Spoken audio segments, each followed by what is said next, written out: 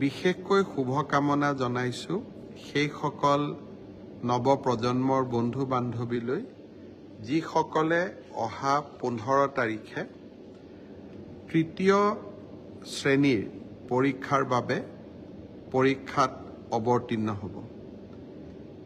এই পৰীক্ষাৰ জৰিয়তে আমি প্ৰায় 7,500তকৈও অধিক পদবী অসম চৰকাৰত থকা তৃতীয় শ্ৰেণীৰ চাকৰিৰ পদ পূৰণৰ বাবে আমি চেষ্টা চলাম। অসমত ইমান ডাঙৰ পৰীক্ষা আগত কেতিয়াও হোৱা নাছিল। 11 লাখ ছাত্ৰ ছাত্ৰীয়ে 15 ছেপ্টেম্বৰত পৰীক্ষাত অৱতীৰ্ণ হ'ব। মই অলপ আগতে লিষ্টখন চাইছিলোঁ। 11,23,000 পৰীক্ষাৰ্থী হ'ব। চেণ্টাৰ হ'ব 2,305টা। যদি আমি মেট্ৰিক পৰীক্ষাক চাওঁ, মেট্ৰিক পৰীক্ষাই হ'ল অসমৰ সকলোতকৈ ডাঙৰ পৰীক্ষা আৰু বেছি ছাত্ৰ ছাত্ৰীয়ে পৰীক্ষা দিয়ে। এই পৰীক্ষাটো মেট্ৰিকতকৈ 3 গুণ হ'ব আৰু 2305টা কেন্দ্ৰত পৰীক্ষা পতা, আৰক্ষী মোতায়েন কৰা, চেণ্টাৰ ইনচাৰ্জ, এটা বৃহৎ কৰ্মযজ্ঞ। মই আশা কৰোঁ সকলোৰে সহযোগত এই পৰীক্ষা সুকলমে অনুষ্ঠিত হ'ব।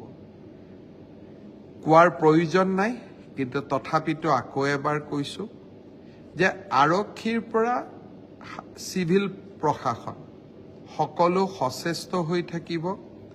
কোনো পৰীক্ষাৰ্থীয়ে যাতে কোনো কাৰণতে অসৎ উপায় অৱলম্বন কৰিব নোৱাৰে।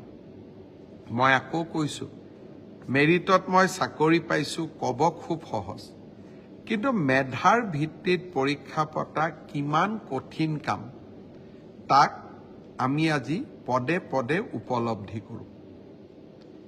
2305টা চেণ্টাৰ, 11 লাখ পৰীক্ষাৰ্থী, 11,23,000 পৰীক্ষাৰ্থী, ৰাইজে সহযোগিতা কৰিব যাতে এই পৰীক্ষাটো আমি সুন্দৰ আৰু সুকলমে সমাধান কৰিব পাৰোঁ। গ্ৰহণ কৰে।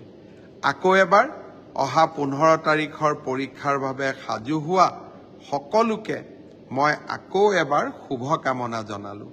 লগতে অনুৰোধো কৰিম, আমাৰ নাম যাতে কেতিয়াও দুৰ্নামত পৰিণত নহয় আৰু আইনে যিয়ে ব্যৱস্থা নলওক কিয় আমি যাতে আমাৰ অসমখনক কেতিয়াও পৰীক্ষাত নকল কৰা, আন ব্যৱস্থা হাতত লোৱা এনেকুৱা ধৰণৰ বদনামৰ পৰা আমি যাতে আমাৰ ৰাজ্যখনক সম্পূৰ্ণভাৱে মুক্ত কৰি ৰাখিব পাৰোঁ।